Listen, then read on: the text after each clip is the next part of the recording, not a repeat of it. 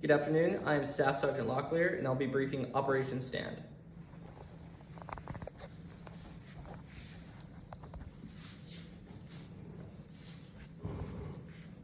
To begin this operation, we will first need to secure and occupy the ORP located here. The enemy is expected to be coming from the south along Route 345 in a CSK.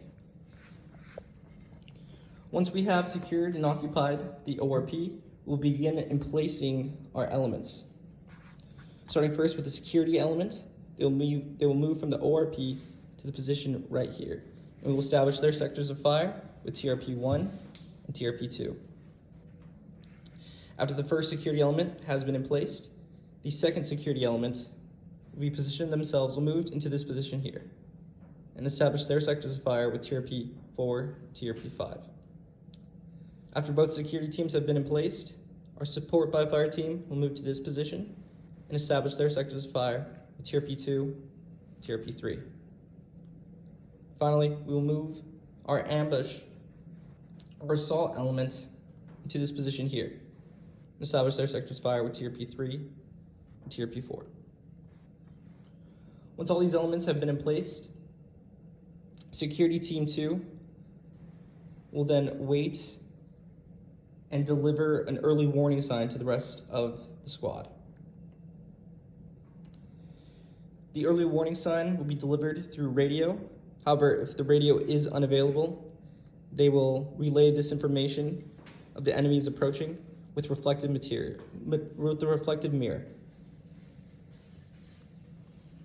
Once the early warning sign has been given, we will begin the initiation of the ambush with a pace plan. This pace plan will begin once the final enemy has crossed this intersection here at TRP-4. For the primary pace plan, one shot will be fired from the AT-4 at the CSK. However, if this does not go off, we will move to our alternate plan with the claymores located here and here. These are not functional, but our contingency plan is that I will conduct the first shot, beginning the ambush. And our emergency plan will be from the 240 and the support by fire elements to initiate the ambush.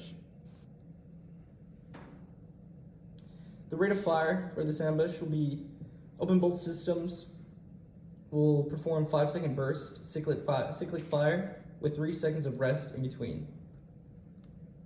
The 320s will be used and directed depending on the situation, METC. Our objective is the complete destruction of the enemy without overkill. After 30 seconds of fire, we will check in and do a modified SIL, looking and listening to see if the enemy is still present. From there, we will wait 10 seconds. If the enemy is still present, we will repeat this modified SILs as many times as necessary. If they have been eliminated, we will begin shifting fire. The signal to shift fire will be conducted over the radio. However, again, if the radio is not operational, we will move to a 3-whistle burst and await a 2-whistle burst in response to signal to us that fire has been shifted. From then, the assault element will begin bounding up to the kill zone. Once they bound through the kill zone, I will collect lace reports and collect sensitive information and reestablish sectors of fire. The collection of the information will be done by the security team that will release their EPW teams. With everyone looking for weapons, valuable info, and supplies. We will leave these bodies in positions where we know that they have been searched. And if there are casualties on our side, we will conduct aid and litter.